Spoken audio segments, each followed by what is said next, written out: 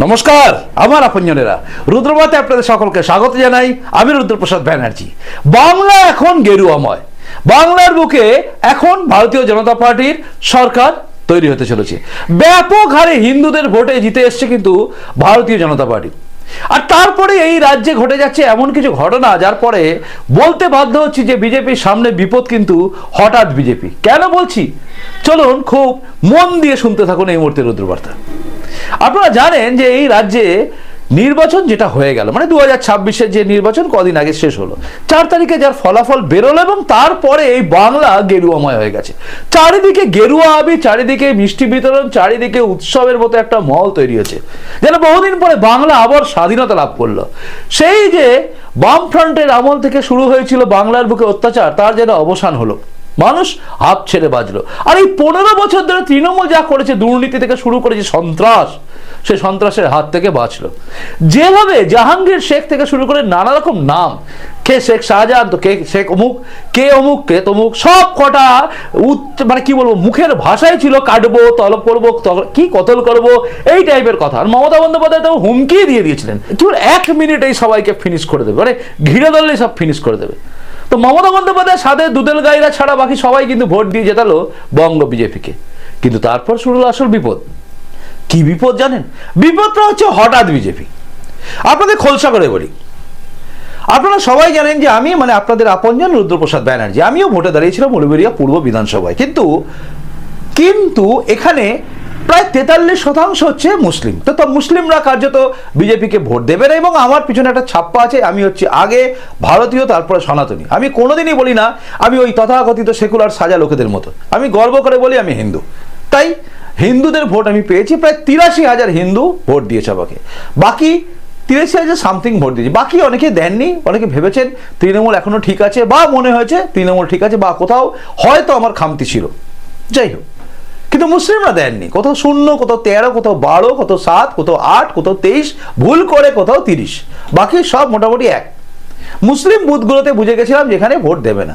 তো এইরকম একটা ফলাফল জানার পরে যখন আমি বেরিয়ে আসছি, যখন দেখছি গোটা রাজ্য গেরুয়াময় হয়ে গেছে, যখন আমার গর্বে বুক ফুলে উঠেছে। কারণ আমি চেয়েছিলাম, আপনারা জানেন, যারা রুদ্রবার্তা দেখেন তারা জানেন, আমি চেয়েছিলাম আমার মৃত্যু হোক গেরুয়া বাংলায়। তো সেই জায়গায় দাঁড়িয়ে আমি সফল বা আমি খুশি। তাই আমার মনের মধ্যে একটুও দুঃখ কেউ বলতে পারবে না ছিল। এমনকি বিএসএফ এর কমান্ডেন্ট তিনি বলেছেন, মানে বিএসএফ এর যিনি দায়িত্বে ছিলেন তিনি বলেছেন, मैंने अभी तक ऐसा कोई नेता नहीं देखा जो हार के भी चिल्ला के बोले जय श्री राम और बोले भारत माता की जय, कुछ मुझे जाता नहीं क्योंकि मेरा दल जीत गया राज्य में।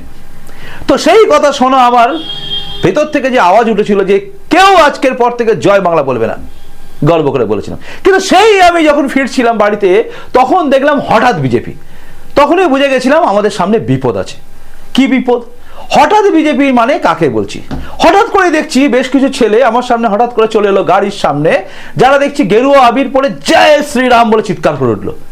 অবাক হয়ে দেখলাম যে ছেলেটি জয় শ্রীরাম বলে এগিয়ে এলো আমার দিকে, সেই ছেলেটা কিছুদিন আগে আমাদের এখানে সবচেয়ে জঘন্য এক নেতা, তৃণমূল নেতা বেনু সেন, সে বেনু সেনের চামচা। সেই চামচা দেখে আমাকে বলছে জয় শ্রীরাম। আমি সঙ্গে সঙ্গে বলবো, এই তুই তো তৃণমূল, তুই পাল্টি মারলি কেন? সঙ্গে সঙ্গে সে এসে বলছে যে দাদা আমি ভুল করেছিলাম, চাপে ছিলাম, আমি চলে এসেছি। এরপরে ঘটনা ঘটতে থাকলো একের পর এক ঘটনা, যে ঘটনাগুলো কার্যত বুঝিয়ে দিচ্ছিল যে এই লোকগুলো, মানে এই পার্টিকুলার ছেলেগুলো যারা হঠাৎ করে বিজেপি সাজলো বিজেপি ক্ষমতায় আসার পরে, তারা কিন্তু শুরু করলো তাদের খেল। দেখুন, আমি একটা কথা আপনাদের সামনে সবসময় বলি, সেটা হচ্ছে বঙ্গ বিজেপির রাজ্য নেতৃত্ব প্রথমেই বলে দিয়েছে কোথাও কোনো হিংসা করা যাবে না। বিজেপি কখনোই হিংসা করবে না, রাস্তায় নেমে মারপিট করা, কারুর বাড়ি ভাঙা, পার্টি অফিস দখল করা, এগুলো করবে না। কিন্তু হচ্ছে মানুষের মনের মধ্যে ক্ষোভ আছে প্রায় 15 বছর ধরে, এবং তারপরে এই মমতা বন্দ্যোপাধ্যায় শেষে ওই ভাইপোর যে দাদাগিরি, চোখ রাঙানো, এবং তার যে পুলিশকে নিয়ে অত্যাচার করা এবং দুদেল গাইদের সামনে নিয়ে এসে মানুষকে মারানো, মারধর করা। তো ওই ভদ্রলোক বলবো না, যেই লোকটি, ওর জন্য এলাকায় মানুষের মনের মধ্যে কিন্তু রাগ ছিল। কার্যত আমাদের এলাকায় যে নেতা ছিল, যার নাম একটু আগে বললাম, সে এবং তার সঙ্গে সঙ্গে বেশ কিছু কাউন্সিলর এত জঘন্য ব্যবহার করেছে, এবং তাদের পোষা কিছু বাঁদর টাইপের গুন্ডা, বাঁদর টাইপের গুন্ডা যাদের পুলিশ পেছনে ব্যাকআপ দিচ্ছিল বলে এখনো টিকে ছিল, তারা সবাই কিন্তু এত সন্ত্রাস করেছিল, মানুষ স্থিতিবিরক্ত হয়েছিল। ফলত হচ্ছে মানুষ খেপে গিয়ে, বহু মানুষ বহু জায়গায় খেপে গিয়ে কিন্তু তাদের বিরুদ্ধে ব্যবস্থা নিয়েছে, এবং সেই ব্যবস্থা ছিল তারা সব পালিয়ে গেছে। মানে পগার পার নেতা, পগার পার সুইচ অফ, এরকম করে সব পালিয়েছে। জিতেছে এখানে ঋতব্রত বন্দ্যোপাধ্যায়, কিন্তু এখানকার নেতারা সব গায়েব, কারণ তারা অত্যাচার করেছিল, অত্যাচারীগুলো সব পালিয়ে গেছে। কিন্তু যেভাবে বেশ কিছু হঠাৎ বিজেপি রাস্তায় নেমে পড়লো, এবং এই নামার সংখ্যাটা অনেক বেশি, তারা হঠাৎ করে নেমে এমন অত্যাচার শুরু করে দিল, এমন কিছু কাজ করে ফেললো যেটা বিজেপির যে সমস্ত কর্মীরা বুক চিতিয়ে 2021-এর নির্বাচনের পরে মার খেয়েও যারা বুক চিতিয়ে লড়াই লড়েছিল, তারা করেনি। কিন্তু বদনামের ভাগিদার তাদের করে দিচ্ছে বেশ কিছু মানুষ। বলছে বিজেপি এই রূপ কেন, বিজেপি এটা করলো কেন? এটা যারা করছে তারা হচ্ছে খুব সুচতুর কিছু সেকুলার সাজা মানুষ, এবং একটা পক্ষ যেটার নাম হচ্ছে কি যেন বাংলা পক্ষ, গর্গ চ্যাটার্জি এবং এক মাইতি আছে কৌশিক মাইতি, তাদের ভাষা দেখছিলাম কত জঘন্য ভাষা। এখন দেখছি গণতন্ত্রের বুলি আওড়াচ্ছে, এবং গণতন্ত্রের বুলি আওড়ানোর পাশাপাশি তারা কি করছে, এটাকে হাইলাইট করছে যে বিজেপি ক্ষমতায় এসে দেখো মানুষের উপর অত্যাচার করছে। অ্যাকচুয়ালি অত্যাচারগুলো কাদের ওপর হচ্ছে এবং কারা করছে, এটা যদি একটু বিশ্লেষণ করা যায় তাহলে বেরিয়ে আসবে দীর্ঘদিন ধরে অত্যাচারিত হয়ে যাওয়া মানুষ কিন্তু আস্তে আস্তে খেপে উঠেছে। তারা বিজেপি করে এরকম কেউ নয়, বিজেপি কর্মী নেমেছে, বিজেপি কর্মীরা মারছে, এই নিদর্শন দেখাতে পারবেন না। কারণ যে কোনো জায়গায়, মানে আমার জায়গায় আমি বলতে পারি, যে সমস্ত ছেলেদেরকে পুলিশ বলছে, ধরছে, আনছে, পুলিশ কাজ করছে। বাস্তব সত্যি হচ্ছে আমার এলাকায় দেখেছি, আমাদের এলাকার আইসি তিনি কিন্তু কাজ করছেন, তিনি যেখানে গন্ডগোল হচ্ছেন সেখানে ছুটে যাচ্ছেন, ফোর্সকে কাজে লাগাচ্ছেন, ধরছেন মানুষকে। কিন্তু দেখা যাচ্ছে ম্যাক্সিমাম ক্ষেত্রে যারা ধরা পড়ছে বা যাদেরকে ধরা হচ্ছে, যারা করছে কাণ্ডটা, সেগুলো কিন্তু তারা হঠাৎ বিজেপি, অর্থাৎ বিজেপির কেউ এগুলো করছে না, হঠাৎ বিজেপি কাজগুলো করছে। এবং এই হঠাৎ বিজেপির মধ্যে আমি প্রথমেই বললাম এক শ্রেণী আছে যারা হচ্ছে আক্রান্ত হয়েছে, অত্যাচারিত হয়েছে, তারা তাদের বদলা নিচ্ছে। এই বদলা নেওয়ার ব্যাপারটা কিন্তু বিজেপি, রাজ্য বিজেপি এখন বলে দিয়েছে করা যাবে না। তো করা যাবে না মানে হচ্ছে না, এবং এটাও বলা হয়েছে যারা করবেন তাদের বিরুদ্ধে পার্টি ব্যবস্থা নেবে। কিন্তু রাজনৈতিক দলের কর্মীরা এটা করছে না, করছে কিন্তু তারা যারা হঠাৎ বিজেপি আছে। এই দুই শ্রেণী, এক শ্রেণী হচ্ছে নিজেকে তৃণমূল থেকে বিজেপি এসে আমি কত বড় বিজেপি দেখানোর জন্য ভাঙচুর করছে, মানুষের উপর অত্যাচার করছে। আর এক শ্রেণী যারা সত্যিকারের অত্যাচারিত ছিল, তারা অত্যাচারের বদলা নিয়ে নিয়েছে। তারা গেরুয়া বিন মেখেছে ঠিক কথা, তারা বিজেপি কোনোদিনই করেনি, কিন্তু তারা করে ফেলেছে। তো এই দুটোর মধ্যে সবচেয়ে বড় বিপদ কিন্তু হচ্ছে যারা নিজেদের প্রমাণ করতে চাইছে আমি বিজেপি, আমি বিজেপি, আমি বিজেপি, মানে হঠাৎ বিজেপির মধ্যে সবচেয়ে ভয়ঙ্কর হচ্ছে এই হঠাৎ বিজেপি, এই শ্রেণীটা যারা হঠাৎ করে নিজেকে প্রমাণ করতে চাইছে আমি বিজেপি, তাই নিজেকে বিজেপি প্রমাণ করার জন্য তারা অত্যাচার করে ফেলছে। এবং এটাকে আমার মনে হয় কঠোর হাতে দমন করার দরকার আছে। আমি আমার এলাকার সমস্ত জায়গায় সমস্ত আমাদের যারা বিজেপি কর্মী আছে তাদেরকে বলেছিলাম যে এদের বিরুদ্ধে ব্যবস্থা নিতে, এবং আমাদের এলাকায় আমি গর্বিত যে আমাদের মন্ডল প্রেসিডেন্টরা, প্রত্যেকটা মন্ডল প্রেসিডেন্ট কিন্তু এদের বিরুদ্ধে ব্যবস্থা নিয়েছে, এবং সিচুয়েশন আন্ডার কন্ট্রোল হয়ে গেছে। কিন্তু রাত্রিবেলা যেগুলো হয়েছিল সেগুলো কন্ট্রোলে ছিল না, কারণ হঠাৎ করে সব কিছু হয়েছে। যখন জয়ের উল্লাসে বা কখনো আমাদের এলাকায় যখন যেহেতু আমাদের পরাজয় হয়েছে, তাতে কিছু লোকের মন খারাপ, এবং বাকি লোক জয়ের উল্লাসে যখন উল্লাসিত করছে, তার মধ্যে এই সমস্ত লোকেরা নেমে পড়েছিল। তো এই বিপদটা কিন্তু বঙ্গ বিজেপির সামনে এখন এসে গেছে, হঠাৎ বিজেপি। এবং বেশ কিছু লোক এর মধ্যে আবার শুরু করে দিয়েছে বলা আমরা আরএসএস। আমি আপনাদের আগেও বলেছিলাম, আমি এমনও মানুষ দেখেছি 2014 সালে বিজেপি ক্ষমতায় আসার পরে আমাকে বোঝাচ্ছিল যে আমি আরএস পার্টি করি। প্রথমে ভেবেছিলাম আরএসপি বলছে, পরে বুঝলাম আরএসএস বলছে।